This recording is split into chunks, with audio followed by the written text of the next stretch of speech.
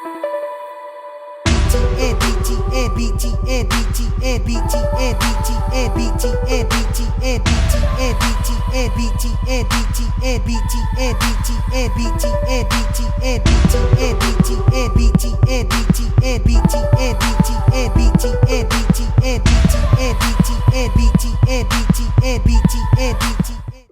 going on with y'all good people? You know what I mean? It's your boy Budilla with my co-host back again, Jay Rizzle. Hey, and we are back with another Behind the Name virtual discussion. Special guest today is one of my bros representing Triple Phaze. Been knowing this guy for quite some time now through the dance scene.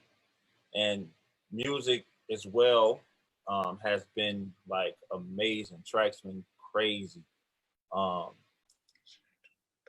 You had anything you wanted to say special, Prince Jay? What up, everybody? Yeah, I want to go straight in. You know, I want to start off with hey bro. I want to start off with when was the to the beginning? What was before you was even DJ Row yet? We going way to the beginning. What got you even introduced to footworking and to the dance scene? What started you off? And when was it? Okay, well, it goes back to Total E days. When we was Total E, that was the name of the group, made by my brother. And that's where you had Van, Ken, and Troy, and I believe that's what we started with, and my sister. That's where we started. Basically, my mom used to let us throw like parties all the time in the house. You know, she was very supportive about, you know, whatever we did as kids and stuff like dancing and stuff like that. So she would let us throw parties at the house. And one day, one of his friends came over. My brother's friends came over, and you know, the tape decks. He like put in this mixtape. Put in the mixtape, and all that came out. We didn't know what the hell it was.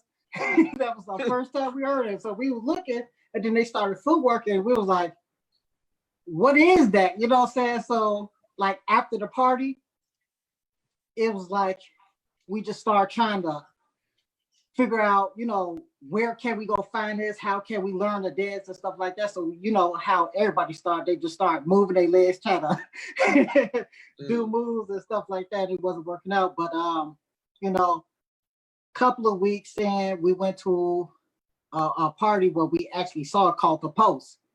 And we used to go there and dance all the time. So my brother and them used to sneak me in. I was like 10. They used to sneak me in. We was in the Post dancing and stuff like that. And like 2 or 3 years later, we met HOC, Boo. Rest in peace, Boo. It was him, it was Carlos, and who else? No, Carlos wasn't there. It was Boo and it was Snoop. And we used to just being there dancing against them. They became brother groups to us. So, you know, after that, we teamed up, just used to team up going to like parties and stuff. They introduced us to more of the dance world, going around and stuff like that. But they just started their group though, like 2 years after Total E started. And Total E, we used to battle Chaos Posse and stuff like that. My first battle at the Olympic skate rink, Cowherd.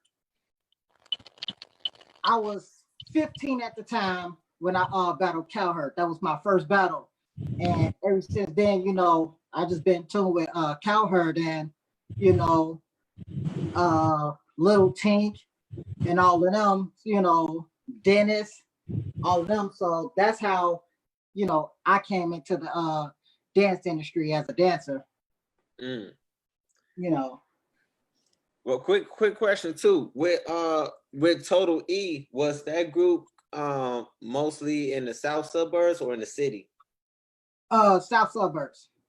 Okay, because was y'all going to the city like that or not? Not at first.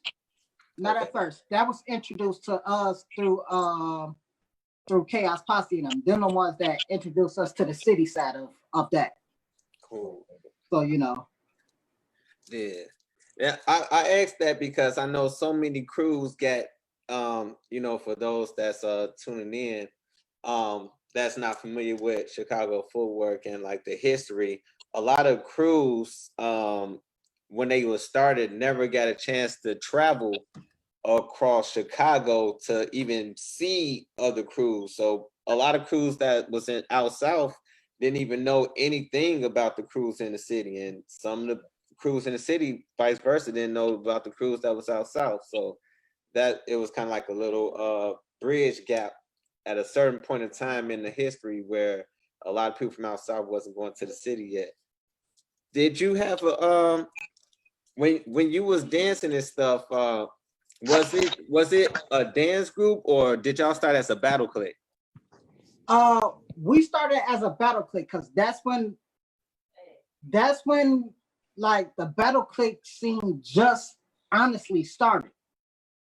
And it was still like that crossover where it was just majority all dance groups. So like later on, we like the Firm and all of them start popping up. So yeah, it was just mostly started off at battle clique because we ain't know after that. The whole dance thing didn't start till Triple Face, like the dance group section of it. Who was all in Triple Phaze? Yeah, who was all in Triple Phaze? Okay, so when Triple Face first started, it was me and Solo. Me and Solo started Triple Face. Solo stepped down as president and made Van president of Triple Face, and I was vice president. So we had Shayna, Shavana, Deanna, them are the original dancers. We had Ebilla, Mario, all of those guys. Like we was like what we would call like the dogs that go out and like battle. Van didn't really go out that much. Solo, he didn't really go out that much after he started, DJing. So So DJ Solo was footworking back then. Yes, he was a heavy footworker back then. So Okay. So he also picked up dancing through my brother. Like my brother was like the hub of the chain from Total E all the way down to Triple Phase. You get what I'm saying? What was your brother name? What was your brother name again? My brother's name was James. Okay, for everybody. We used to call him Photo back then. Why Photo?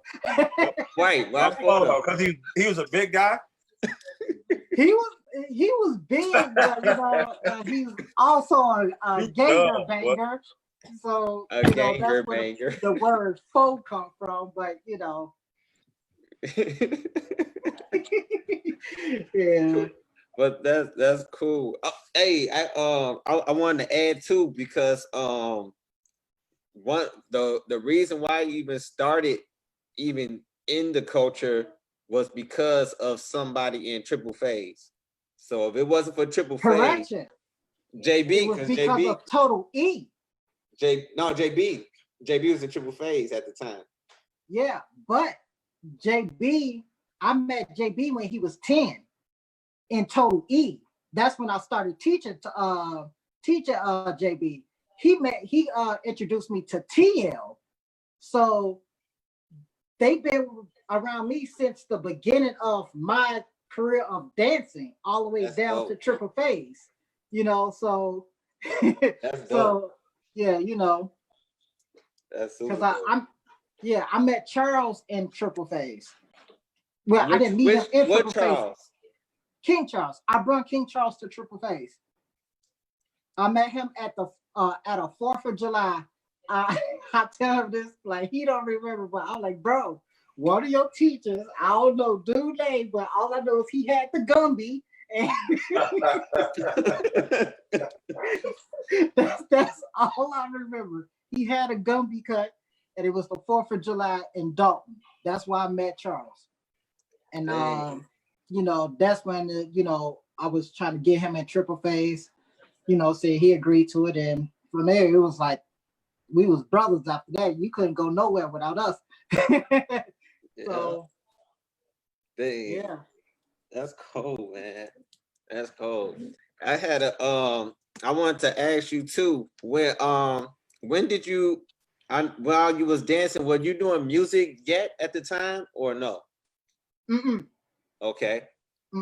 I didn't start making tracks until I want to say the ending of 97. I want to say the ending of 97 because Triple Phase started in 97. And that's when me and Solo was like kicking it like super heavy. And Solo was trying to get equipment. We used to make beats off this little beat machine called the Zoom beat machine. It was horrible. We tried mixing on the tape decks. we were trying to mix on tape decks, all types of stuff. And but we was mainly just dancing. He was just regular old Larry Cool back then. I didn't even have a name. I gave Solo his name and Solo gave me my name. So,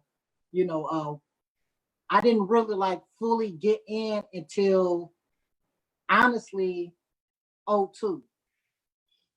That's when I really started full force making tracks, and I say I didn't reach my peak until 03. So you break down that timeline. Now in 02 and stuff like that, in 02, I believe Creation started around that time. Yeah, 2002 is when Creation started because that's when Charles won the King of the Circle. Right, because see, before the beginning of that year, Charles approached, after Triple Phase been dead for so long, Charles approached me and he was like, can I be the vice president of the group? And they was practicing at the Y in Harvey at the time. And I agreed to it. I ain't danced in years and stuff like that. I was like, nigga, you got this. You don't need me. So, I kind of just fell back again. And, from there, Creation was just, that's why I say like Creation is my brother group, regardless of anything. If you see me all the time, I'm always going to throw up Creation. I'm always going to throw up Triple Phase. I'm always going to throw up Havoc. I'm always going to throw up Jap Out because them are all the groups that I was like around and brothers and that's just family. So true stuff. So like in 02 after like going back when Triple Phase, I'm gonna say no, when Total E broke up. When Total E broke up, Van, Ken, and Troy went to HOC. That's how they ended up at HOC. After that, that's when we came back together when it was Triple Phase. What year was this? What I'm saying? Huh? What year was this? That was 97. That was 97. So that's why I was saying, like, so in 97, I always tell people I started dancing in 97, but I really started dancing way before that from Total Eruption. You get what I'm saying? So we was like, I consider myself second generation, but I started in first generation. But you know how that goes, where basically it's like I'm the ending of the first generation. You get what I'm saying? Yeah. Going into that battle click style. So that's why I started that. So, dang, that's a long time. 97. Right. Once you start thinking about it, I do the same thing. Once you start thinking about it, you like, man, that was a long time ago, bro. Dang. He said, man, that's a long time. Yeah, no, I'm just thinking about that. I'm like, I had to ask Solo. I'm like, 97? He was like, yeah, bro. I'm like, dang. I know you've seen a lot of stuff change in the over the years, man. That's a lot. Yes. As far as footwork goes, I will say at least when I started, I didn't see nothing but like the pressure cooker and stuff like that. I didn't see really no jerks like that. It was like to me, it was like, oh, that was an added addition later on or something like that. That's how I took it. But it, of course, it was there way before me, but I didn't see it as much. I just saw, simple stuff like that, the whole popping, jacking type of dance moves and stuff like that. I didn't really see. Because you don't have YouTube or anything. I was just about to say it was much different anyway because was you always in the suburbs? Yes, I was always, and that's why I would say we was always in the suburbs at that time. So, when you look at that, it was like very different there. And then as dancing started changing, like how all the newer generation, like, man, they flipping and doing all this breakdown. All that stuff was done back then, so it's nothing new now. The only thing different now is like, footworking is like, you have footwork and then it's like this middle piece that's just been plucked out and just thrown. And then you just got, it's like, it's, Wait, explain. What is this middle? Okay, so it's like, okay, so this how I look at it. Around like 03 when Jay Ryan, Charles, all them, AG and all them was starting to, it was like footwork had like it's still its own identity as far as this group is this group and they dance like this, and this group is this group and they dance like this. It's like, and then it's like the group, the people that's not in groups, it was like everybody had their own legit style, right? Mm-hmm. And then at one point, it was like all the dancers just started dancing the exact same. Like everybody was like just looking the same at one point. And then it's like, as far as basics and stuff like that, it's just like, oh, forget this part, forget this part, forget this part. We're gonna make our own basics, and this our basics now. So now when you look at it and they falling all over the floor and doing all this other stuff, and you look at it like, what's going on? And so that's but make sure you make it clear to the viewers that's actually looking at this and listening. He's talking about the South Suburbs people. South Suburbs. Yes, South Suburbs. Because the city was different. You know what I'm saying? It was right. The city was something totally else was going on in the city at the same time while things was going on in the South Suburbs. Right. Yeah. Now I will say this: the city held on to more basics than anything. The South Suburbs lost it. It started just like all basics just started going away in people's head. I don't know what happened after that. But like I say, around 03 is when I finally hit my mark of making tracks. The first track I made was a Bart Simpson track. And then it was the original, What Have You Done? Solo begged me up and down, can he have the sample? And that's what y'all hear, the version of what y'all consider is the original What Have You Done? Right. So years later, when I remade it, they were like, you remade it? I was like, no, I didn't remake it. I just remade the version I made years ago when I was terrible. So,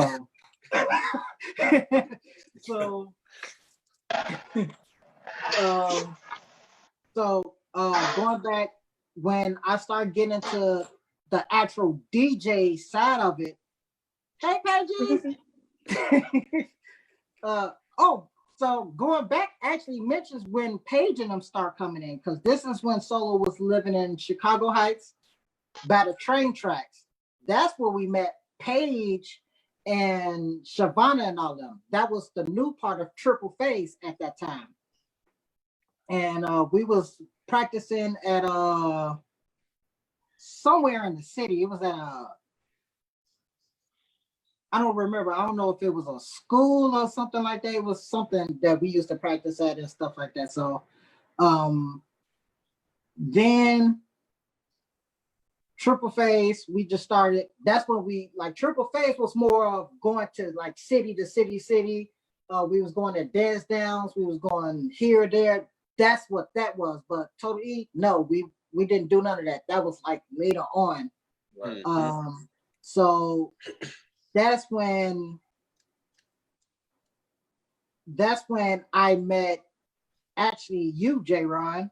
I met you after doing all the dance downs and stuff like that, because that was the ending of Triple Phaze, and you was trying to get in Triple Phaze. Right. And the group was gone. Right. So it was pretty much like out the door. You know, it was how it ended was horrible. But oh my God.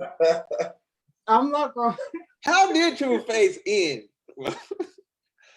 Okay. If it's personal, you ain't gotta talk about it. Okay. This is the funny part. Okay, so 1 year we was practicing in Country Club Hills Rec Center. And it was a fight that broke out between Van and his girl that was in the group. Man, all types of stuff got broke. That girl was crazy. She was tossing stuff, and they kicked us out of that place real quick. Triple Phaze never been the same. We never reunited. We never did anything. It was just done. It was over with after that. It was like can I add, because Triple Phaze was like definitely a group I looked up to, and Charles. And after True Phaze broke up, me and Charles both, we made it like a dead foundation in our crews to be like, nobody don't ever talk to nobody in our crew. Like we did never, like Charles would not let nobody have a relationship within their crew.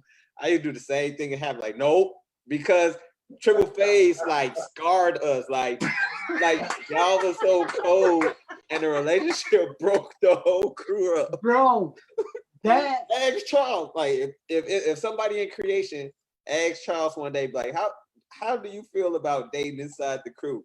He gonna be like, he gonna tell you no. He gonna be like, nope, nope. Bro, that's the reason why, because of what Ro just said happened in Triple Phaze. Bro, I kid you not. It's worse than what I'm explaining. It's way worse than what I'm explaining. I'm just trying to keep it down. Yeah, you ain't gotta go in depth. But that was the ending of Triple Phaze, and like I said, that's the same around the time when I met J-Ron. You know, I believe Charles was still working at Papa's over in Country Club Hills and stuff like that. And I used to be over his crib like every day. We had the little tapes. We used to record ourselves. We used to go outside dancing on ice. You know what I'm saying? The reason why we was doing that is to perfect dribbles. Because if anybody know back then, like Union Hall and anywhere like that, the floors would like get super wet. Right. And you know, we was used to try to balance ourselves on ice. If you could do that, then you could do it in in an environment like that. So for the viewers that what he's talking about, Union Hall was a party spot where we pretty much all the dancers in the Chicago area was like going every Sunday night. Like every Sunday night we had school the next day. People had school the next day. People was working the next day. Like people was still going though. Like people still going. But the floor definitely would be very slippery due to the sweat and just being hot. So practicing on ice, that definitely was a good training thing.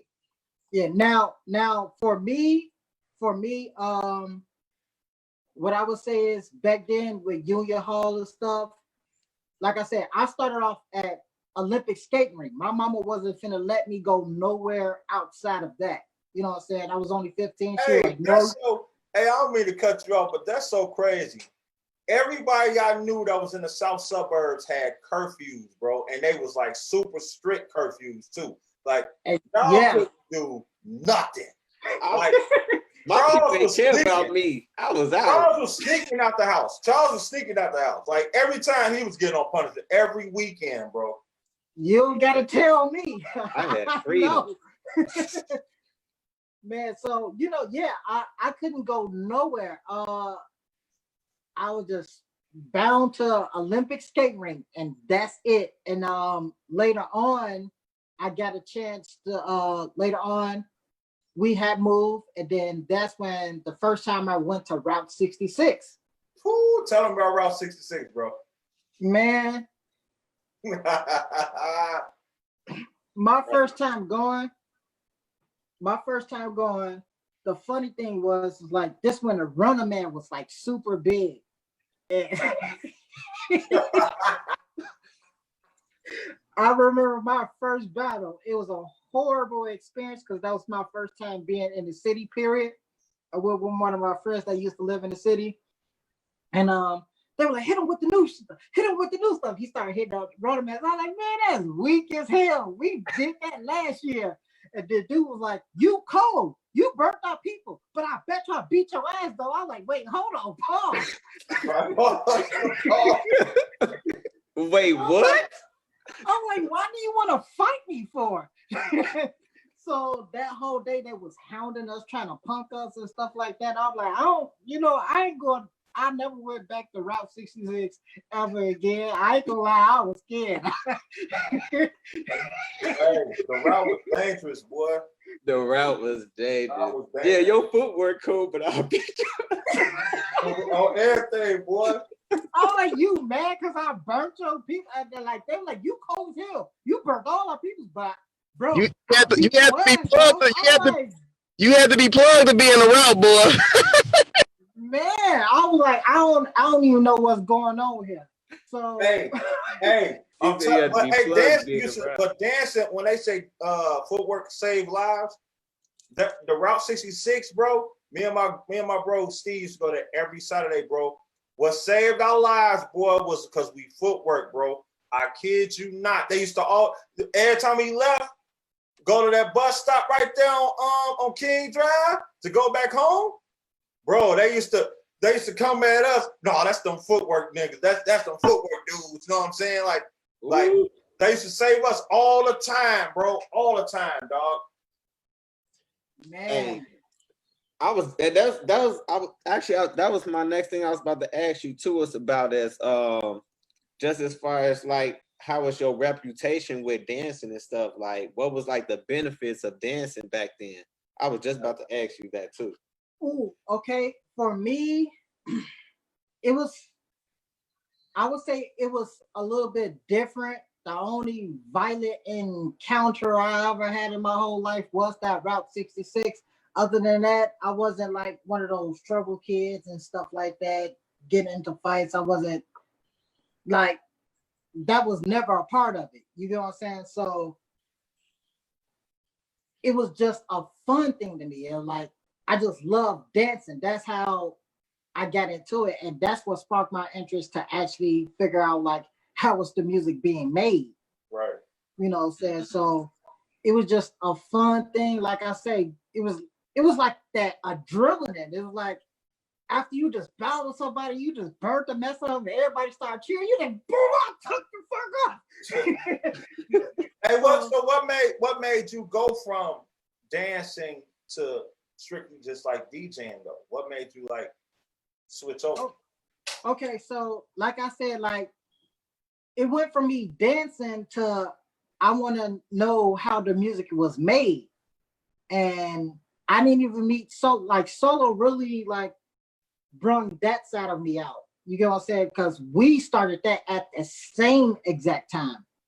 And it was like I just wanted to learn how because it's like, okay, you know, dancing is a form of expression. So I know how, for me, it was like that feeling when you hear, you know, when you hear that track and you like, man, like this track speaks to me when I hear it. That's how it was. It was the hard bass, the claps, and you know, my first tape was DJ Puncho, and it was a black tape, and I used to play that tape every day and studying it and stuff like that. And when I really got into making music is I met my guy, at the time was my sister boyfriend named Ice Mike. He the one that brought me, I would say, mold me into the DJ part of it. You get what I'm saying? The producing side of it didn't come until solo. So he molded me into the DJ. He used to show me how to, you know, DJ on vinyl. He used to show me, like, we had an old DR5 beat machine, separate sampler. We had to sync all that stuff up. That's when I learned that side of it. And one day, my favorite track of all time, still to this day, I was helping somebody move out a basement. They had a whole bunch of records. And it was a record, a vinyl record that said RP Boo on it. Vinyl. Put that on, and all I heard was, doo-doo-doo-doo-doo. Yo, hold that truck. I'm like, dude, just go. man, that track, that's what, like, that's when it really hit the fan. I'm like, okay, I want to make footwork tracks. I want to make jig tracks. I didn't know what it was called at the time. I just know, like, this was cold. You know, That's when I learned about RP Boo first, then Chip. I learned about Puncho and all of them after that. You get what I'm saying? So I didn't know none of them. So congratulations. So years, a couple of fast forward, you know, I ain't had no money, I ain't had none of that. Bad equipment and stuff like that. So I would say I would still say in like 02. 02 is when my father bought me my first pair of mixers. And it was some Newmarks, double decks. That's when I first started DJing.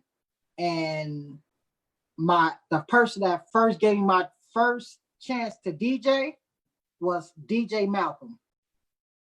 And that's when I went back to the rink with Ice Mike and DJ Malcolm. They the first people that really like gave me my chance to DJ. He was like, go ahead. You know, it was nobody in there, but I was messing up everything. He was like, turn that bass down. I was like, I don't even know where that button at. All I know is put the CD in and hit play. People like, they was boring me. But I ain't gonna lie, I had a lot of fun. And that's when that's when I had a lot of fun doing that. And from there, the producing side of it really started picking up because me and Solo started getting like super heavy into it. And even he didn't have any equipment, he didn't have none of the stuff. He used to borrow my mixes all the time. But hold on one moment. But he used to DJ when they was living over there in Chicago Heights. His grandma died is when he got his first MP. That's when everything hit the fan. But that's where everything hit the fan. When he got his MP, that's when I really started making tracks like that. That's when he started making tracks like that. Ain't nobody wanted to mess with Solo. His name wasn't even Solo. He didn't have a name and stuff like that. We was still Triple Phaze. He was Larry Cool, and I was J Rome. Not, you know, said just like it's J Ron, it was just J Rome. That's what they used to call me. And stuff like that. So also that's what J Ron got his name from? No. Hey, but Solo gave me my name because my real name is Jerron, but he was trying to make a track and it didn't sound right. So he's like, I gotta take the A out. And that's that J-Ron Jap Out, J-Ron Jap Out, Jap Out, J-Ron. Like that was my first track, that J-Ron Jap Out track. And he had to take the A out. So ever since then, it was just J-Ron. He ain't never say Jerron no more. Never said. But Solo the one that gave me that, made that nickname. That's crazy. Yeah. So one point, Solo was trying to get in Beat Down. He was trying to get in Clown House. He was trying to be with Spin. He was the new kid on the block. You know, nobody wanted nothing to do with. He was like, he came home one day. He was like, man, fuck all this. Fuck everybody, man. I'm just gonna be Solo for the rest of my life and blah blah. I'm like, you should just call yourself Solo, but you can't call yourself DJ Solo without the S, the dollar sign. That's when he started putting a dollar sign, and it was just Solo. And then he was like, no, you need a name too, you little cuz. So he took one of the flyers, he flipped it around, he wrote my name. My real name is Jerome. So he wrote my name down. He started just knocking off letters and stuff until it just got to Rome. And there you go. There you know go. what I'm saying? He's So- be Solo for the rest of my life. Hey, but Solo was a one-man army, though. I He can't- was. He was. And to this Yeah. day, his tracks still to this day cause a war. Literally. man, it was a lot of stuff that we learned together doing it. So honestly, like Solo passed the torch to me. That's how that went. You know what I'm saying? Basically, he was like, I'm finna quit. This was like, he was finna quit. Markham, he was just finna stop. He was like, it ain't fun no more. So, you know, that's when I started DJing at Markham heavy. And when that happened, that's when y'all really got introduced to me as a full-blown DJ. I only had like two or three tracks at the time. I really didn't have nothing. All I had was the original What Have I Done and the Bart Simpson track. And I used to go up there. That's when I used to make like 50 tracks a day. Not even lying. Yeah. 50 tracks a day. That's when I met Manny and Little Chris. Little Chris and Manny was over the house. Every day they used to skip school. Yep. That basement, it went down in that basement. boy. Imagine this 2003. Like I said, this is when I'm at my full blown. I'm making tracks. I'm DJing now and stuff like that. So to build my catalog up, I was going over Solo House every day, learning the LP, getting on there, just doing whatever I can. And then FL Studio came out. And then it was like, well, FL bit out before that. I was just the MP head.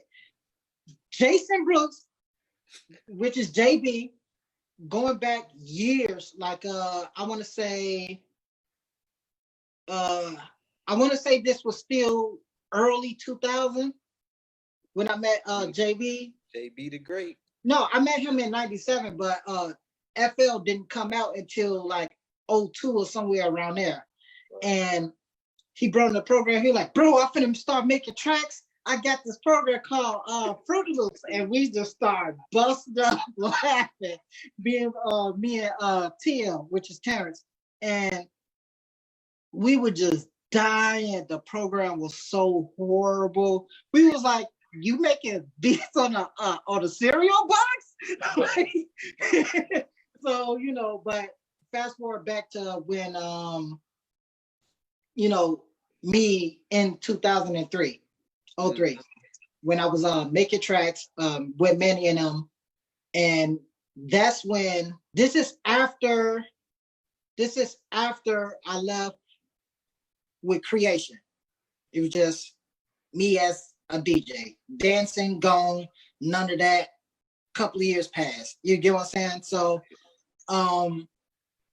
like I said, I met J-Ron, and it was like, oh, I can't forget this. I have to go back because this is important. This is very important. In 97, when we was Total Eruption, and then after me and Solo started Triple Phaze, we met a guy named Wayne. which is the original Uptown. Okay, the original Uptown was Sinatra's, Wayne. Who else? I forget everybody's name. That boxing style came from he was the first person I ever see do that style. But it came from Uptown, the original Uptown. They used to practice around the corner from Solo House, in University Park by the train tracks. I don't know because that boxing style, bro. No, he's talking about from out. He's talking about from out south. Oh, he talking from out south. Oh, okay. Yeah. I'm about to say because Eli was doing that. But that's what I'm saying. This from Uptown was from out south, University Park. Right. So we didn't see, and that's the That's south suburbs though. But see, here's the thing. Here's the thing, Budilla. We haven't met Wolfpack yet. We haven't met Wolfpack yet at that time. But how did you know that somebody from Uptown met Wolfpack? You see what I'm saying? They didn't, because they was trying to get in Total E before Total E broke up.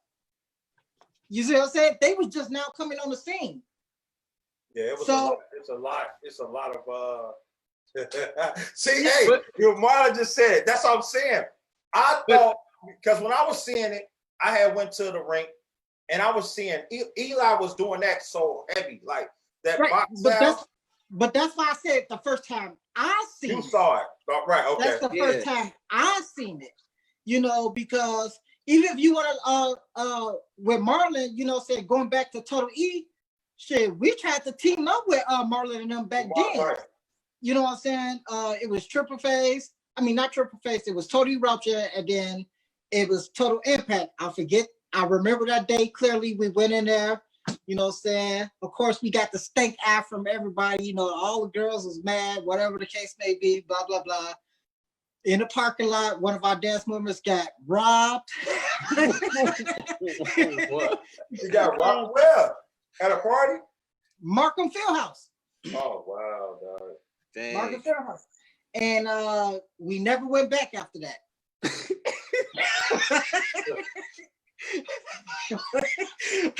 But fast forward to you know, Uptown. That's why I said that's when I first saw that box style, because he was the only one in the group doing it the most. You get what I'm saying? Of course, I figured out later on, you know, saying the older heads and stuff like that. I didn't meet Eli until like my first time going to the Bud Billiken parade. Like I said, this is when we started going to the city and you know, and doing all that stuff. So that was during Triple Phaze days where we met.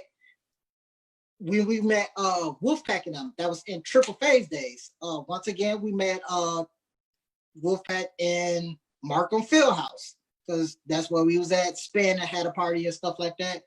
I remember Daria had this jean outfit. He was shiny as fuck. So taking the big. It was like illuminated shit. I'm like, this nigga on fire.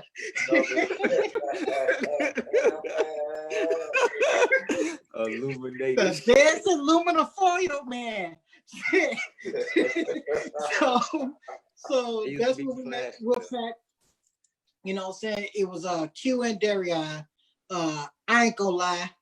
I tried it. I got my ass burnt the fuck up. I was not prepared to go against no Q. I was a little short. I was like, man, fuck this. I'm gonna try it. And I'm like, nope, it didn't work out too well. But that made me want to practice even more. Like, you know, I was trying to be even more of a dog, you know. So Junior Hall is what bred me into that person, because it was like, for me, it was like, when I got a chance to go to Olympic skating ring, and then when I got to Markham, it was like, well, you graduated from Olympic skating ring, now you at Markham. After Markham is Union Hall, 111th, and you know, those type of places. Yeah. That was my graduation. You get what I'm saying? Like, you graduated, you can't, there's no going back from here. Now you're going against all the big dogs. So you know what I'm saying? So, and there it was I ain't gonna lie to you, it was a whole different ball game when it came to footwork and like what I thought footwork it was. No, it was like I was going against amateurs at Markham, and it was nowhere near what I was doing. So when I got there, I'm like, I felt like I was like, you know, whatever. But then the top tiers, like you had, this is when like you see like Ken from when he was Ken will go crazy. Like his whole style Ken is like, amazing. Like this bendy type of style. Like he was like super flexible. And you know, Troy, like E-Billa, all of like we was like that.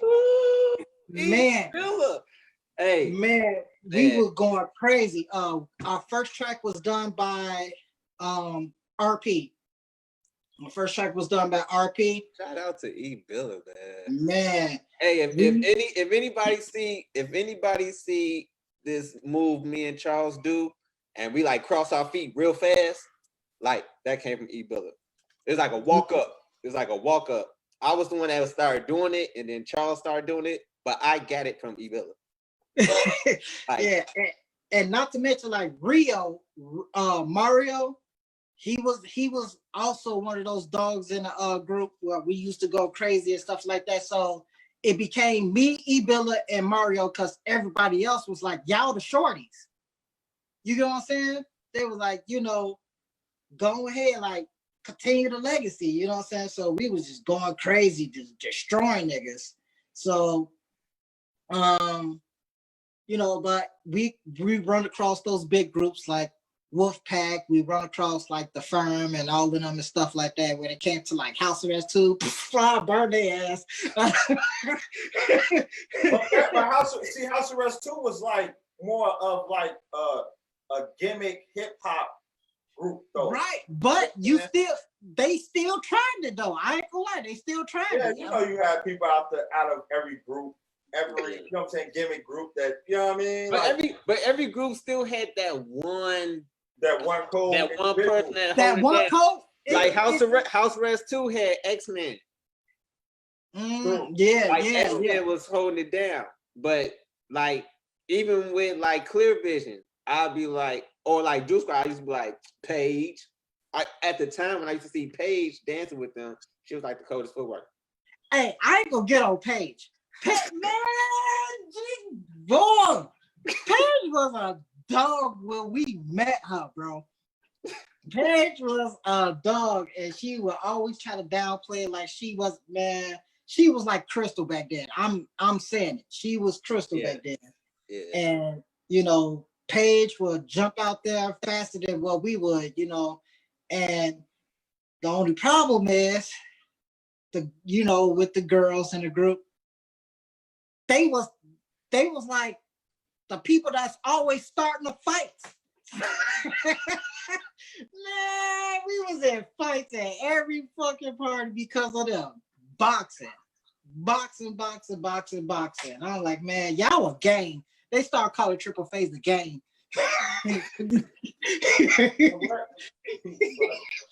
So we're like far as the new generation, you know what I'm saying? How do you like the new generation? Like what matter of fact, give me 5 new generation footworkers that from this generation or from 03? This generation. And then we can go back. Okay, hold on. Stop, yo. It's some people real light, so you can't even say that because he already told you it's some people he likes. So I already know. But who you give me 5 that you know what I mean? Oh shit. From this generation, I'm gonna say it's more of the new dancers. It's more of the people that's not here, what I would say.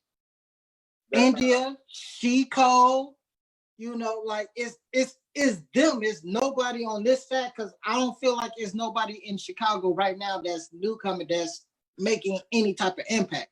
No new generation footworker. You got one new generation footworker on this line right now.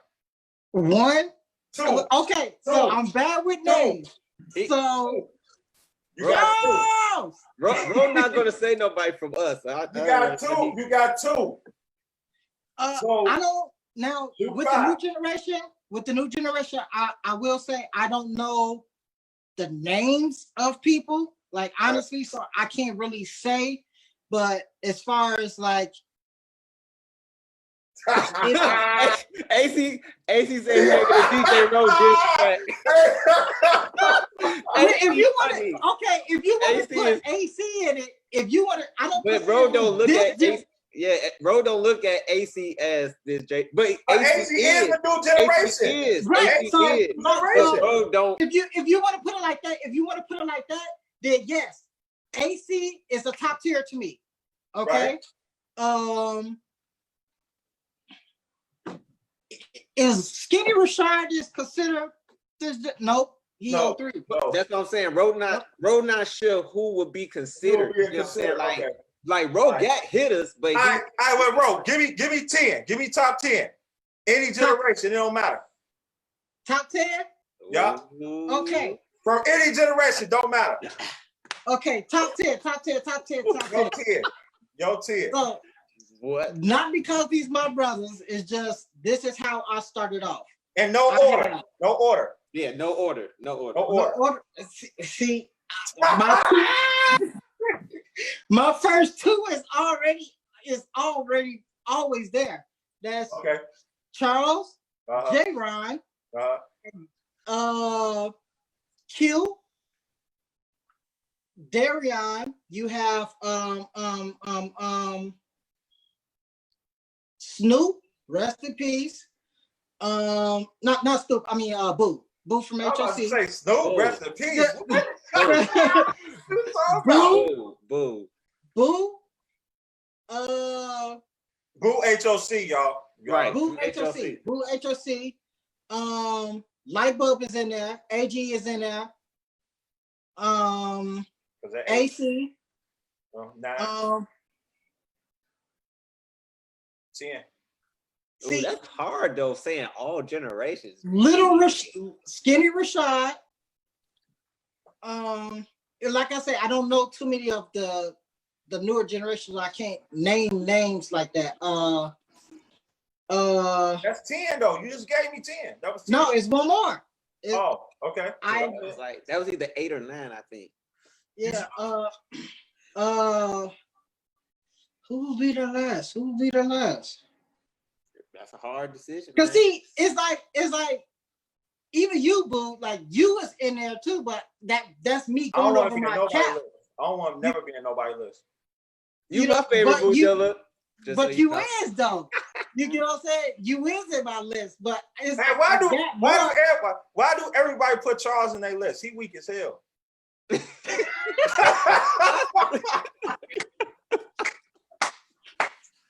I'm just bullshit. Oh, Hey, I'm no. just bullshit. I see bro online. You know what I'm saying? That's what I'm saying. But if Hey, Kevin. if it's gonna go over, I still gotta throw in Ebola. I still gotta go throw in Rio. I gotta Yes, throw in Solo. Rio. I gotta throw in. Solo. I seen RP in his prime at one point, so I gotta throw him in there. I don't think hey, people don't RP. understand RP is cold, yo.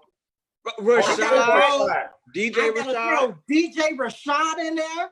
You know what I'm saying? That's what I'm saying. It's like when you want to say my list is like it's crazy because It's time. it's a lot of the old heads, and then it's like sprinkles of the new generation in there. Right. All the way from 03. Like, so when you ask me my top 10, it's gonna start from 03.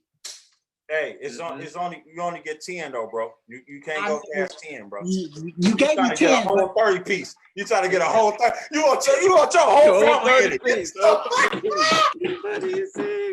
Man. The whole family. But now this is what I say in newer generation as like dog. AC is top tier of that. Right. You get what I'm saying? Light bulb. See, that's why it don't work. So Right, because they're not right. I got you. outside of AC, I don't know names. I'm just Right. like, Yeah. you know, Look, he gonna be like green shoes. Look. Great. right. So like, And I know you talk about when you say green shoes too. That's so crazy. Right. yeah, so like India Cove to me, it's a lot of creation members that I think that's cool to me, and you know what I'm saying, all they videos and stuff like that is like, I don't watch them grow and it's crazy. So it's like, outside of that, I don't see anybody from Chicago that really like sparked my interest out that outside of AC. I just don't see it. Right. You know what I'm saying? So it's like, and going into a new generation, that's how it is right now. It irks me. It really pisses me. What you irked about the new generation? Okay, so it's like a double-handed sword, bro. It's like you got other cities and countries that support it more than we do. It's like when we throw a party, don't nobody want to show up. Then you look around in Japan, they got almost like a concert almost every week. But I can't agree with that though. I can't agree with that. But the only people that's throwing events right now is you. You got AG. Honestly, you got what's the name for the King of the Circle, but Mike. It was like that's the only events we have. But you also have Crossfire that always throw his little shindig. Mm-hmm. Right. But if we like, okay, so if you want to say, also it's not people's fault too, as far as the amount, because the city was cracking down on events too. Nice. Well, so after the E2, couldn't even do it. I would say after the E2 incident, you know, said well, people was getting killed, stumped on, and stuff like that. That's when they started cracking down and not. What was E2? It was a club. Yeah, and they was. Well, I mean, because people won't have no idea. So you say E2. Okay, E2 was a club, and what happened was a fight broke out. I guess some pepper spray went into the ventilation, and everybody started panicking and running down the stairs, getting trampled on, dying and stuff like that. People getting shot outside. They wouldn't open up the door, so they were just trapped in the building. But it was a lot of teenagers in there at the time, and they were like, man, I feel like that was the end of all teenage parties. They didn't want you to throw nothing. But that's why I said the reason why I said I disagree is because it's the people that it's the people that you mess with, right? So like Rolf, right? People respected my event so much because they knew how I was. They knew I wasn't. I'm not the type of person that's like, let's drink, let's smoke. You know what I'm saying? Let's try this event. I'm not that person. So I had a fight before my situation, before my event. They fought in the front, down the street, and then came in together. Fought down the street, then came in together, and was like, "Oh, my bad, bro. We ain't want to mess up your event, so we just got it in down there and came in." Respect. You see what I'm saying? So okay, true. But when I literally walk in together, like. Okay, so when I say that is. Maybe this me just stuck in the past. I'm gonna just say that. Back then, there was always a dance down. There was always somewhere to go. Facts. Every weekend. Multiple places. This is what I'm getting to. Is possibility once a month, maybe we get one event or two. And then it's dead for the rest of the months. Then also too, you gotta think about too. Also, when those events was going on, we were kids. You see what I'm saying? We was kids. We was all teenagers. True. Now everybody is like 30, 40, 50 years old, bro. Like, true. Everything. These True. the chapter that we're talking about, like the Japan chapter and the India chapter, there are still kids. You know what I'm saying? So they, whatever they have, they gonna want to go to it. You know what I'm saying? We gotta kind of like, hey, well, put it in our schedule to, you know what I'm saying, to actually come to an event. You know what I'm saying? It's not the same because the priorities has changed. You know what I'm saying, for certain people. True. And that's why I say maybe it's just me stuck in the past with that. But I'm talking about as a culture, as a footwork culture. Yeah, it was a lot of Yeah, it's a big change. It's a big change. It's so much of a big change where it's like, what I say is like, it got into the point where, and this is what really like kind of made me like, I'm like, forget this. It was like DJs bicker with each other, the footworks bicker with each other. Then now in this generation, the footworkers and DJs is bicker with each other about tracks. So it's like, hey, I blame it all on social media too. Yeah, so now it's like, you couldn't even bicker in the party. The music was too loud. It was too loud. Too loud, yo. You know, so like I say this all the time. It was like when a Panic Room was around, it was like, shoot, that's when DJs started traveling more. So it was like barely DJs out here to DJ. Right. You had rock out here, you had MC and them in the city and stuff like that. But you know, it was like we would see them, but then we don't see them. You get what I'm saying?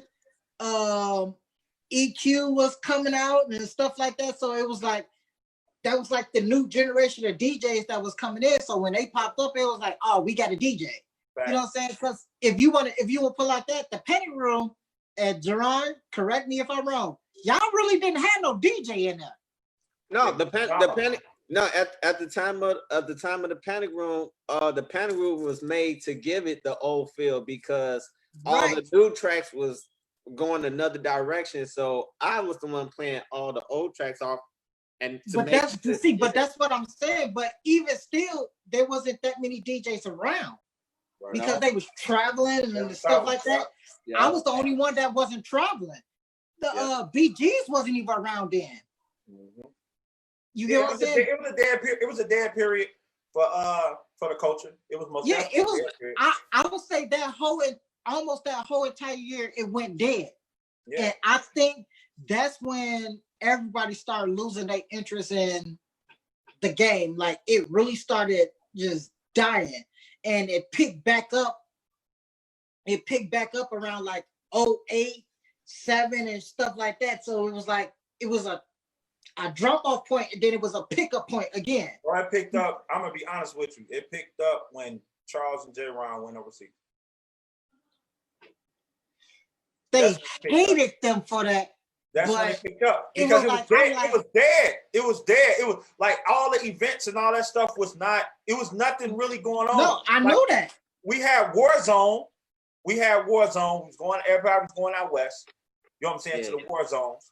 But that was like the only. That's how we kept up. We kept. Yeah, that was kept up. So I would say now this is why I would say BGs kept that raw street life battle thing together. That's what I would say. But they kept it together. But the parties where it was like your regular music, then tracks came on, and then your reggae and your R&B, all that was out the window. That was done years ago. Yeah. You get what I'm saying? So like I said, I stopped in 08. I stopped making tracks in 08. I'm not for sure. Shadon asked, when did BG start? I'm not even sure either. Was it like 2010, something like that? Nuh-uh. BG started like it had to be around 2006. And then the first BGs was like around 2006 when it was the Blue Room. And then after the Blue Room, something happened with the space and he had to move. When he moved, it was like a big gap. Like it was a big gap. So he moved. Yeah, and that's what he moved across the street from BG's. It was next door to the Harold's Chicken. Then he moved from across the street to like down the block. Then he came back to BG, like back to the original building. But the first Blue Room, actually the one that I just posted, the one that I just posted, that was like it was a final phase studio. that blue, yeah, Right. yeah. Right. But it wasn't BG's though. It wasn't Battleground. Like the Final Phase studio wasn't BG's Right. yet. Right. And that's what the Final Phase studio. When Charles did the Juke movie, that was at the Final Phase studio when we had to like, you know what I'm saying? We just went to their practice spot. But as far as like actually BG's, where people was coming just to pay the battle, that wasn't the same building. Right. Now Right, I would say I don't know my full history about BG's because I was like 100% absent at that point. Right. I was nowhere to be found, and the only people that came to see me was J-Ron, and you know he would bring people to the Blue Crib all the time, and that's how I was always stayed in tune with Miss Foster and all of them with the Havoc and stuff like that, helping with routines and stuff. That's what kept me grounded to the footwork, because see, at the time I was an A&R for Def Jam, so I was traveling, I was moving around out. It was like I couldn't be here dancing and making tracks and stuff like that. And you know, but you see what you just said though? That was the change. Everybody started making moves. Everybody was making moves. The DJs, the dancers, everybody was making moves, traveling, making money. You know what I'm saying? So when they came back here, it was like, okay, we'll do something, event, or we'll dance, we'll go somewhere, and then, you know what I mean? Like, okay, we'll be there for for this event, and they don't even stay that long. It's like, okay, I'm gonna come here for an hour. All right, I gotta go because I gotta fly out in the morning or whatever. So that's what it was. Like, it was never the same. You know what I'm saying? And I don't think it'll ever. I think we was talking about this with Cowherd. I was telling him it would never be the same. It would never be the same. Never, bro. Like, we got that in our head because it wasn't even like videos then. Like, it wasn't no camera, none of that. You know what I'm saying? So, no cameras. Yeah. Like, so we got all that visual in our head. Like, you know what I'm saying? On what happened. And that would never, that would never be the same. And you know what? And you know, I know it was like a couple of months ago, but matter of fact, last year it was to talk about, you know, how they was going around with the whole I'm a legend and all the other stuff, blah, blah, blah, blah, and stuff like that.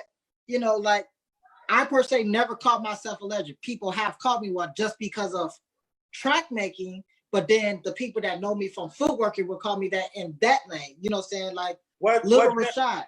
What generation you from? I'm second generation. So, well, second generation as in dancing, but I would say I'm third generation in tracks, if that make any sense. Right. So, so it's like the whole thing with when the new generation start coming in, it was like, well, prove you was a legend and blah, blah, blah, and all the other stuff. You know, with that, people were just giving themselves titles. Like we said, we didn't have cameras back then. The only way that we could earn respect is you get up, you go to an event, and you pick out the coolest dude and try to burn the mess out of them the best way you can. That's how you earn your respect. Hey, win or lose, bro. Win or lose. It's win or lose. You know what I'm saying? Die trying. And the way you had to get the respect is, it wasn't just that day. You had to keep going back to that same person until you earned respect from him in their groups. That's when you honor, like, okay, you one of those shorties. That was that real respect, man. So, and that's what we had to go through. Charles went through that. Buddha, all of us went through that. So that's how I earned my respect. That's how Cowherd earned his respect as well, because Cowherd was a go-getter. He was one of those heavy-hitter shorties that was from that town. I used to battle him all the time. You get what I'm saying? So it was like we was both getting that respect at the same time. It was, you know, so like moving forward, it was like in third generation with Charles and J-Ron and the rest of them, y'all kind of adopted that, and it was still going on. You get what I'm saying? And then it was like after y'all, it was like, I don't gotta get no respect from nobody. Forget you. And it was like that. Forget you. You're an old head. I'm gonna burn you. Bro, but You what know is that? What is that meaning of your old head? Like that really gets to me at times, bro. For real. Bro, that gets to me, bro. Maybe not to y'all, but that gets to me, bro. Well, you know what? I'm still doing it. It's like I'm still doing it. You feel me? Like I'm still dancing. And you super and I'm active. I'm you super active. You see what I'm saying? Like, so I'm like, where, you know what I mean? Like when people say old head, you like, no, don't call me an old head. Yo, like, just call me. Well, no.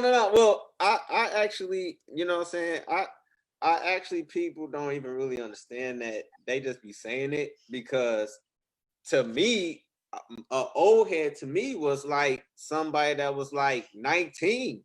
You know what I'm saying? Because by that time you was out of high school and about to go off to college and stuff like that. So a lot of people stop footworking once they hit like 19, 20. So you know what? Me personally, I used to respect people before me, but the way like you talking about, like, bro, like people be like, oh, you a whole old head, I don't gotta respect you. That right. It's too different, you know what I'm saying? Because they don't pay homage because the stuff they doing is the stuff you was doing years ago. Right, exactly. Like, you know what I'm saying? If you look at any of the clips I posted on my Facebook, and that stuff from like 2004, 2005. Thank you. Hey, so it was that's what people doing to this day. Hey, Shadon said an old head is somebody who's seasoned in the game. Yeah. But that's what I'm saying. Like we could be seasoned in the game, but they don't care. They don't care. So somebody like, you know, like I say, you can take somebody like Darion, for instance. To me, I'm like, that was one of the cold people that was moving around and stuff like that. But now it's like, oh, he ain't nobody. That's how they treat it. You know what I'm saying? Now, right. But you know, hold on. But you know why though? That is, you know what I'm saying? Because I respect Darion. I respect him. You know what I'm saying? But at the same time, if the new generation don't see these people, that's when they become weak. You see what I'm saying? Like if you're not seeing them. But that's wait. I gotta say that. I gotta go there because half of the people that I heard, I never saw a day in my life. I ain't have no Facebook, no internet. I just heard stories of people like, so I never saw them either. But I had most respect. Like, gee, if I ever meet them, gee, I gotta battle them. Like, I ain't see them, but I heard them. That's what I'm saying. I feel like it's different for us. You know what I'm saying? It's different for us because, you know, back in the day, like I never saw Ant Brown until I was grown. You see what I'm saying? Like I ain't seen him until I was grown. That was important because I was just about to say that. People used to say Ant Brown this, Ant Brown that. I'm like, I never met him until last year. But that's what I'm saying. But we cut from a different cloth though. You know what I'm saying? We cut from a different cloth. You feel me? Like seeing that was just like, man, you know what I mean? Like that, okay, that's Ant, you know, that's Ant Brown. You know what I'm saying? Like, but this is how I see it. Because like when I started, it was mostly like if you have like your Charles and your J-Rons and all that stuff, it was like it was segregated. It was two sides of the fence. It was like, well, when you mention Ant Brown, you gotta talk about Wolfpack and them on that side of the fence. But when you talk about J-Ron and all them on this side, then you have to mention, you know, where that part came from. You get what I'm saying? But what Ro talking about is when people be like, dang, nobody can't mess with Charles and J-Ron, but Cowherd taught both of us and they're like, man, Cowherd suck, man. You ain't. But that's nothing. Hold on, you worshiping the people he taught. But check this out though. You have to see it from their eyes though, because that's just like okay. Let's bring in NBA, right? Let's talk about. You can't worship Kobe and diss Michael Jordan. But because he the blueprint of Jordan. But I understand. That's what I said. Look, you gotta see it from their eyes, though. You gotta see it from their eyes. Like, okay, they saw Kobe playing, right? They saw Kobe playing. They never saw Jordan play until they just brought out this documentary, right? So once they start seeing it, they like, oh, maybe he was the man, but still in the eyes, they like, no, Kobe Bryant was the man. But now they like, no, LeBron James is the man. You see what I'm saying? Like, because they see him. Like, you gotta keep, you know what I'm saying? You gotta keep it going. You can't just be like, all right, I'ma stop. And then they say, okay, well, you know, Cowherd taught both of y'all. You know what I'm saying? They gonna want to see some crazy moves from Cowherd because he taught both of y'all. You know what I'm saying? They don't want to see. They definitely spoiled with seeing footage. You know. Yeah, that's a social media era. Yeah, and you know, we ain't have footage, so we. You know what I'm saying? We ain't have footage, so our imagination already filled in the gaps. Where exactly. Like, if I see this person is cold, I know it's gonna be even enhanced when I see they teach. Fact. Because the student never gonna be going crazier than the teacher like back then. So you already knew, like, if the teacher sent a student out to battle you, you ain't ready for the teacher. You know what I'm saying? That's what I'm saying. Right. But that was back then, though. That was years ago, bro. We talk about now. Like now, if they be like, oh well, yeah, J-Ron and Charles was talking about Cowherd. Okay, we want to see him now. And he ain't. You see what I'm saying? But see, you gotta see him now. But see, when you look at that, you know what I'm saying?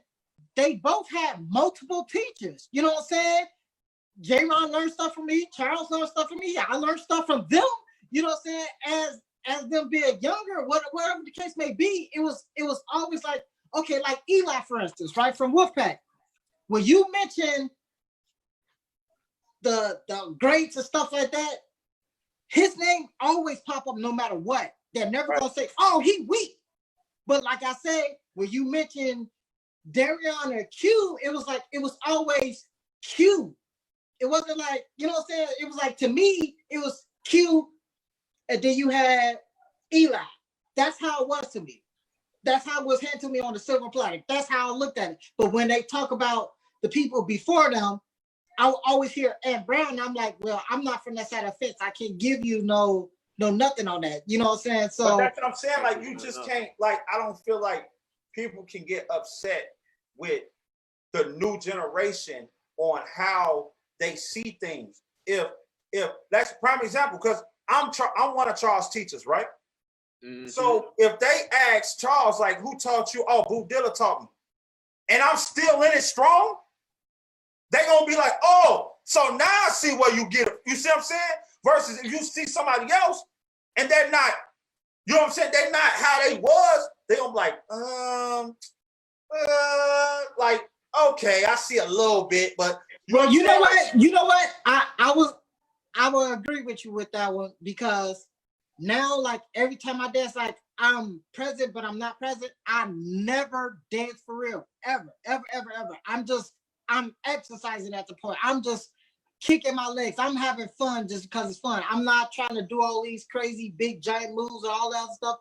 No, that's done with. But when you dancing though, people see that you still got it. You see what I'm saying? Like, they just know from the little thing, right? Right, from the little stuff that like you do. They see you like, I don't believe you was cold, but you know what I'm saying? It's like one of those things where I'll be like, man, I ain't finna fucking be in a tub hurting for you. Bro just said it though. Bro just said it. Like, the whole goal was for us to bring the older members back, the older generation back to the forefront so they can be able to be looked at as, you know what I'm saying, like those superiors. You know what I'm saying? Like, you know, and that was and that's good because see, that was J-Ron for me. J-Ron always brought me back to whatever. That's how like Jap Out would have got started if it wasn't for J-Ron.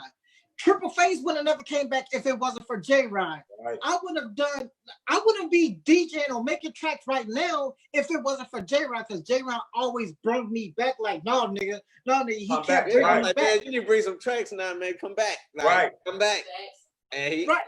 and So, he, you know what I'm saying? So, and he back. so now it was like, some of my rawest tracks right now is from J-Rod.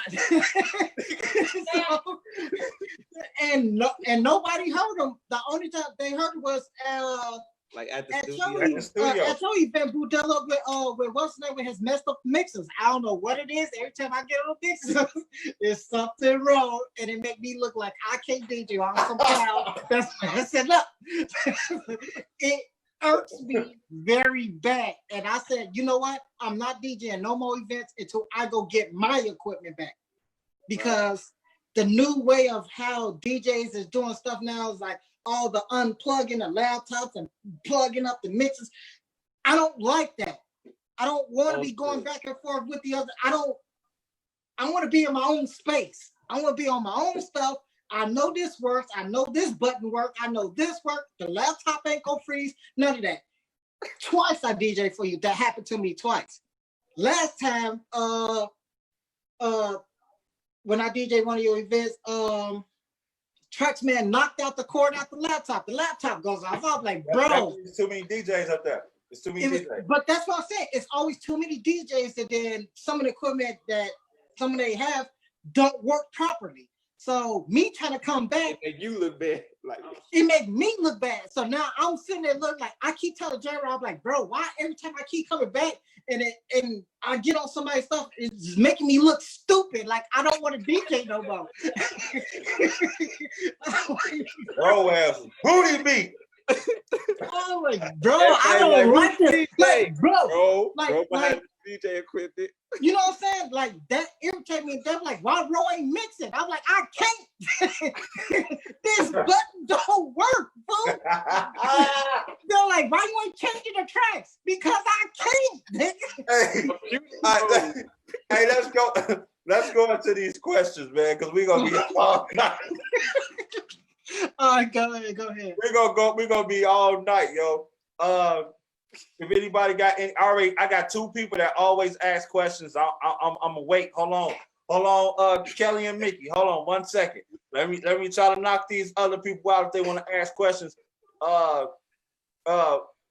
Skimmy, you got a question? No? Yeah? No? Yeah? No? No? All right, Crossfire, you got a question? I got a statement I want to ask, like when you were speaking about the old heads part. I think, in my opinion, what it is, I think it's just a time frame of how much change. So when new people come in, it's like they're introduced footwork in a whole different format. Like prime example, when you mentioned there wasn't no cameras when y'all came up. When I came in, it was the camera era of footworking at the time, and footage being posted heavily on YouTube. And that's how I actually got introduced to it. Well, actually, I got introduced to it in 2004, but still, it was more, it's like, I think it's time frames. So as time goes on, and it's like, you know, we get older, we see things differently in the footwork culture, you know, like as we get older, it's like, it's not to say that we stay away from it. It's just like we have more things to attend to. But if we have time to still stick around the culture, we'll do so.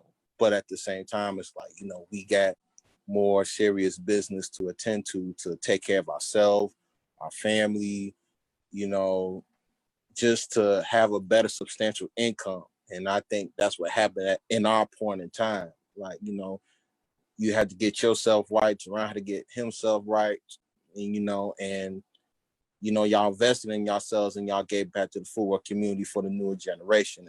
It's what I saw, in my opinion. So You gotta take care of self before you can take care of others. Exactly. So here's a better example. Like when you go to like, if you've been to the House of Matic reunion, right? All you heard was like their era of tracks, right? And it was nothing but ghetto house.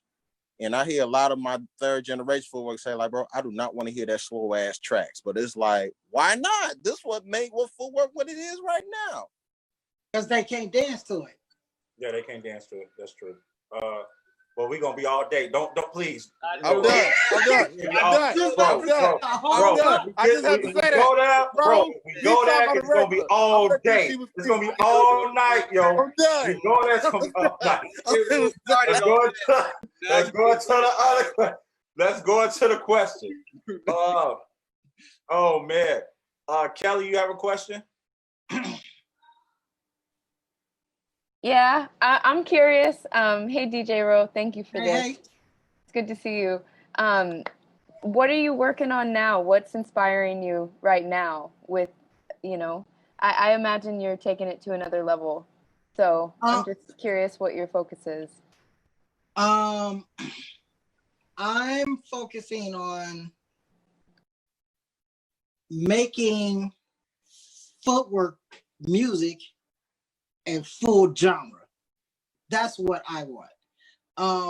If all the DJs can band together for once, we can make it a genre where you could turn on the radio or go buy it in a way where how hip hop or whatever is played. You get what I'm saying? Like, what's inspiring me right now? Like I say, Jerron keep bringing me back. He's bringing me samples and stuff like that. But I'm trying to figure out a way. How can we do it where it's not so sample heavy by playing merge into that genre way of doing it where they're considered, because we sample heavy. We gonna get sued for each track. So right now I'm working on a couple of projects that I want to put out.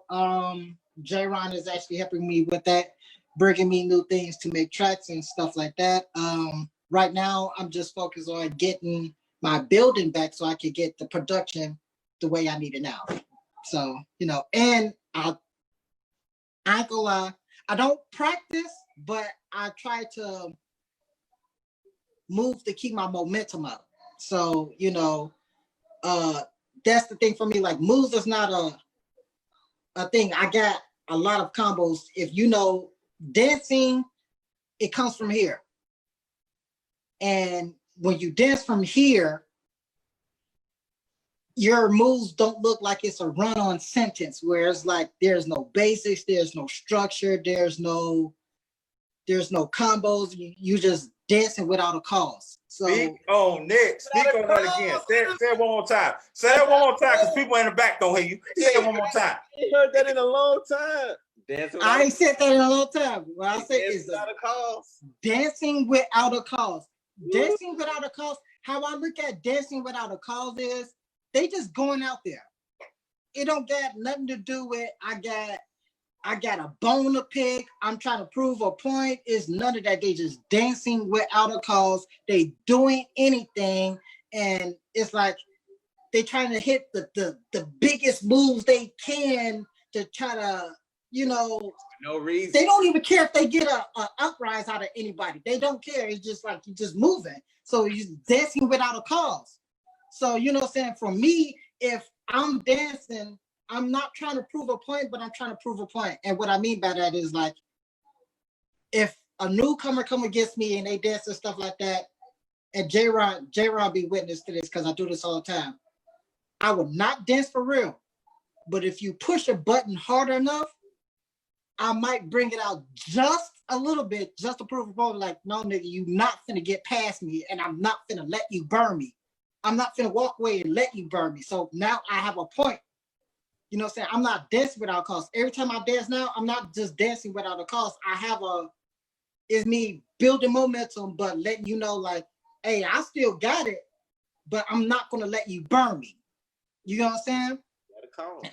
And that's what it is for me. I'm dancing for a cause and because I love it. So every time I do it, I'm doing it because I love it, not just because, it's just something to do. Exactly. Mickey Sign. You got question, Ed? Come on. Okay. Thank you for doing this, and glad to see you, DJ Ro. You already know. It's been a long time. I have a question. So I love like your track always, and I have like one, like the first track I heard is Cry. Mm-hmm. But like my teacher, I trained with my teacher Kimo. He played the track, the class. Mm-hmm. And like I was the intro and like the music and like the flow, like that's my like the first like inspiration, like that's like different like all the track. And Mm-hmm. I want to know about more Cry, like how like you create, like what's inspiration and like what's of the track. Okay. This is a very good question because some people make jokes about it and stuff like that, but they kind of know. Basically, I like tracks that have a storyboard to it. And just like I would say, like the tracks that speaks to you is the ones that hit you here. Once again, when you hear it, it have that dramatic feeling to it. And that's what all my tracks is like J. Ron would know, like I'll sit on a track for weeks until I feel like it tells me a story. If it don't, I'm not pushing it out. I'm not putting it out. So when I Cry, it was like what Solo taught me is, and also RP, he told me a story one time when I went to his house with Ice Mike, and he was like, man, all of these tracks mean something because it's real, and he would tell a story of why he made the track. So I kind of took that and tried to make tracks like, okay, well, I cried. So there's parts of the tracks where it's saying something, and I would take another part, splice it with it to say something else. You get what I'm saying? So the story behind I Cry was it was like, like medieval times where it was like that's how it was for me. It was like when you hear the track, it's like I cry with no reply. It's like when you get out there, it's like I'm for the. It's like I don't know. It's hard to explain because it's like. So because Raw is very sentimental. You have a Cry and I Cry, right? Okay, so when I put out the first I Cry is Rock remade it. Rest in peace, Spade, but he was the cause of that happening. When I made I Cry, it wasn't even out a week before Rock remade it. So when I tried to remake it again to rebuttal that one, the track never reached its peak because, well, how I feel, I Cry never reached its peak because it was too floating around. So when they hear it, they think Rock made it. But then it will be my version, or then the version that he made. Sometimes they would say, I made that one. So I've made a new one to try to replace that one. So it came I Cry and Cry Out. So same song, is just different parts of the song. So I still was able to build a story out of two songs out of one. So yeah. All right. AC. Thank you. Yo, y'all hear me? Yep. Pitbull. All right, Brother Ro. Yeah. All right, my question to you, big dog, is would you consider teaming up with Brother J. Ron to battle me and Styles P at the Havoc reunion? Because I'm gonna tell you something. I will smoke your ass, my boy. Okay, so this is what I'm gonna say to you. I'm not look this at this This is what it is. You gonna get me because of endurance, but you not gonna burn me. I'm not having it. You want to bet? Not having it. So you could pull out all your big moves and stretch moves all you want because I'm gonna have so many combos you not gonna be able to come back from. And then you woke up. So what I'm gonna say is, I ain't gonna wait. You gonna I'm gonna need you to grow your braids back because you know what I'm saying. That's when you was in your prime, my boy. I mean, of course. I mean, I was young then. I had win. Right now, shoot. If I jump out and do something, I'm dying in the next 16 seconds. I'm on the floor. I'm done. Hey. Anybody else had a question? Oh wait, we're gonna take two more questions. Somebody had, I think, texted a question. I think it said people wouldn't travel to different parts of Chicago. What was the reason behind it? Was it because it was dangerous, gangs all around, or was the traveling culture generally wasn't there? All of it. It was dangerous. It was a part of the culture, but you know, you wouldn't, like I said, you wouldn't meet some people until you travel to that area, whether if it was dangerous or not. Like I said, going to the 87 rink or whatever, it was dangerous over there, but I went, you know, because it was part of the culture. You get what I'm saying? So I didn't get a chance to hear a lot of RP tracks until I traveled to the city. I didn't know about Sluggo until I traveled to the city. You get what I'm saying? So, you know, back this way, you had Spin and all of them, but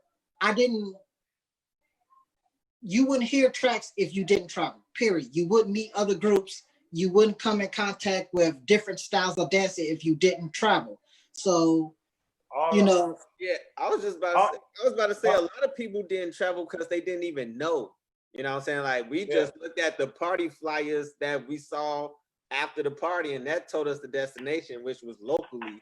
But once internet came out, we started learning about parties that was outside of our area of awareness and started going to like the west suburbs, Fifth City, and all the things like that. Well, so traveling, been in the culture, and all over Chicago had different dangerous parts, but we still went there.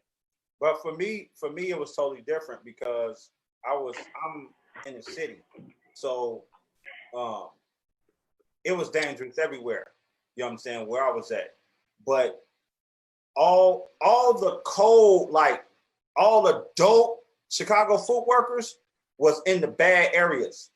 All the cold DJs was in the bad areas. Like, for real. You know what I'm saying? Like, the route, the rink, you know what I'm saying? Like, bad areas, but the DJs was super dope and the foot workers was super dope. Like, you know what I'm saying? Like, if you wanted to, like, learn from, like, your Eli's and your Aunt Brett, you see what I'm saying? Those type of dudes, like, you wanted to be there. Like, that's where you wanted to be at. You know what I'm saying? I didn't find out about the South Suburbs until, like, later on. You know what I'm saying? Like, we didn't even know, like, the South Suburbs even footwork. Like, we didn't even know the West Side footwork. Like, everybody was kind of lost about different areas of Chicago.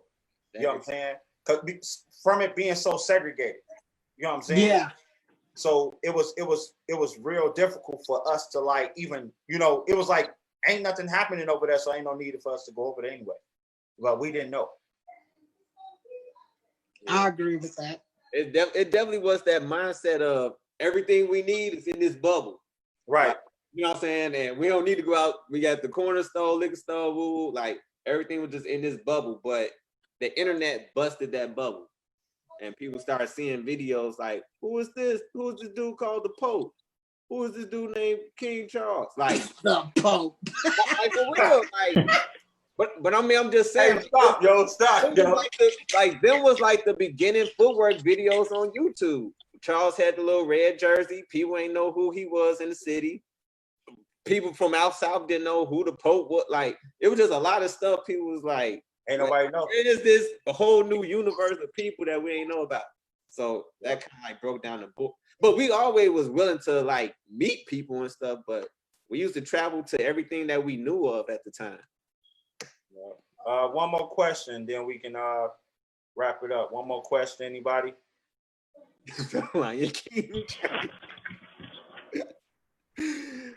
One more question. Anybody? Before we close out? Yeah. No?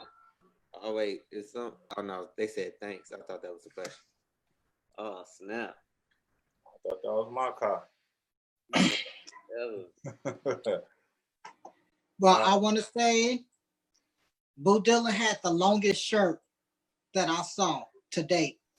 What? You talking about back then? Yup. Your shirt was long as hell. Everybody's shirt was long, yo. No. Yeah, moves with everybody have like dresses. Some shirts is like dresses, bro. I don't even know why we was doing it. That was just dumb. That was a style back then, yo. Yeah. That was a style. Long tees, baggy pants. Hey, Jizzle, AG used to have some long shirts too. Hey, we used to even get the jerseys. We used to get the jerseys super big, like 54, like for real, like 54X. Man. Oh, we got a 54X jersey. So, man, I remember the second time J. Ryan dragged me into some battle was when we was the trap. And we battled creation. I'm about to post that on my Facebook now that I'm actually about to post that. And that was funny as hell because I was like, once again, I wasn't dancing. I was, saying that was just me. Like, that's why every move I did was like 16 seconds and shorter because I was like, I ain't had to wear for it no more. Like, even like now, it's even shorter. But once again, J-Ron still to this day helped me bring up my endurance with that. And so, it's like going out there doing certain moves, like I can't bend the way I used to no more. So doing those type of moves, I'll be at the crib in a tub, like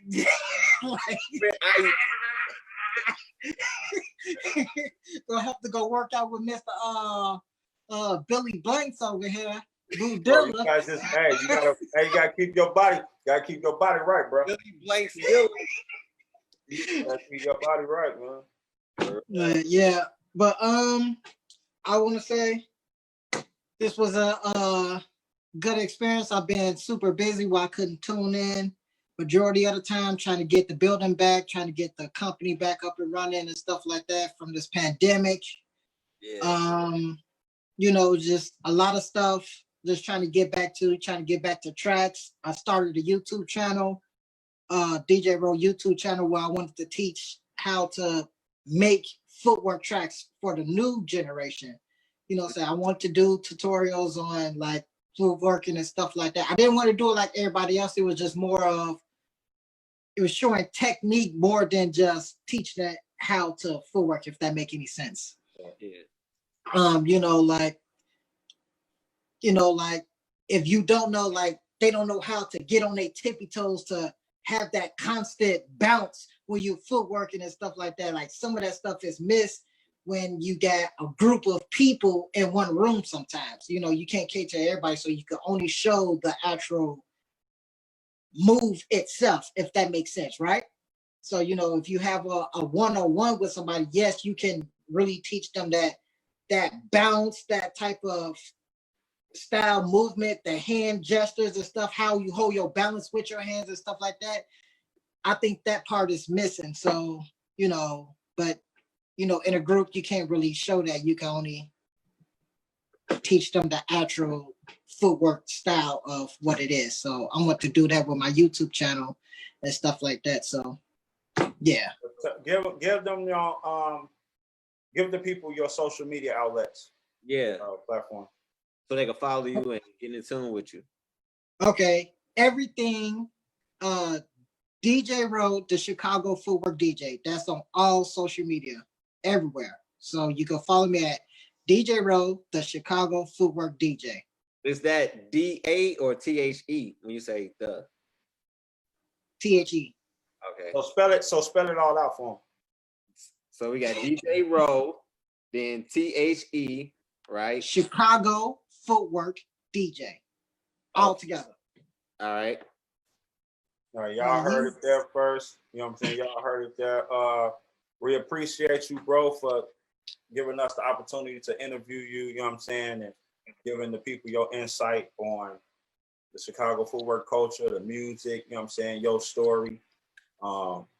Salute to you and everything that you're doing. And I can't wait to the Havoc picnic so I can see this battle now that y'all just set up. It's got to happen now. Right. I'm just. I mean, I guess I can say it now. It don't matter now.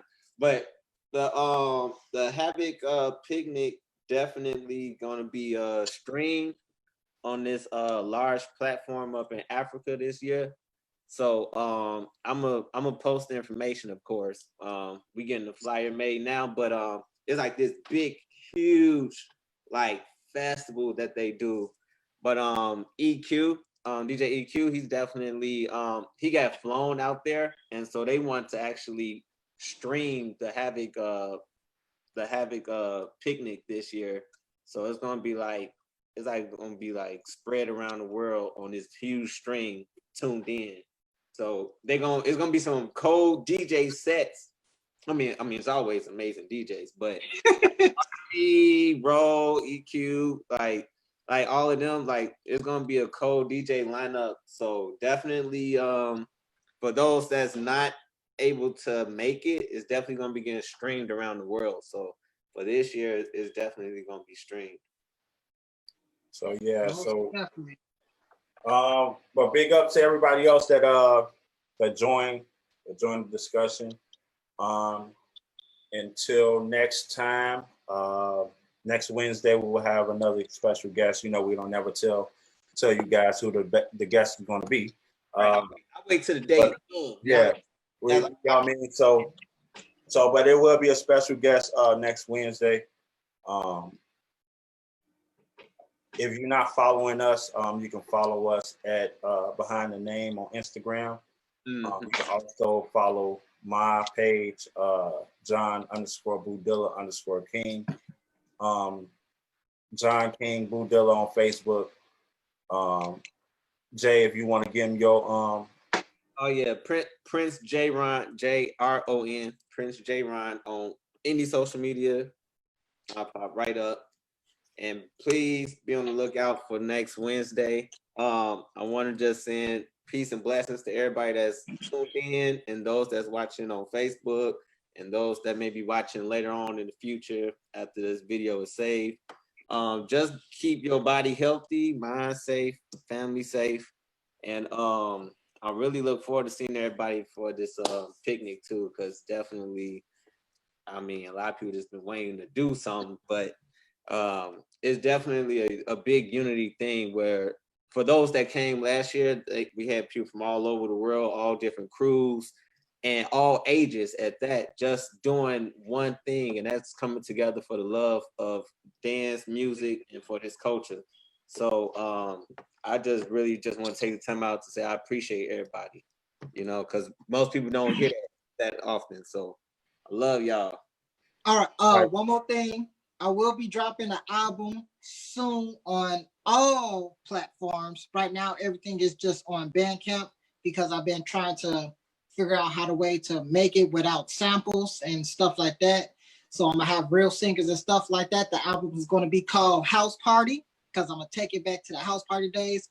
And yes, it's going to be a mix. It's not going to be in singles because yeah, I don't like that. I like the old-fashioned way of how the mixes used to be, where you hear the tracks and stuff like that. So, yep. That's all right, cool. Until next time, my good people, everybody stay blessed. Love you guys, and I'll see you guys soon. Yep. Salute, y'all. Salute. All right.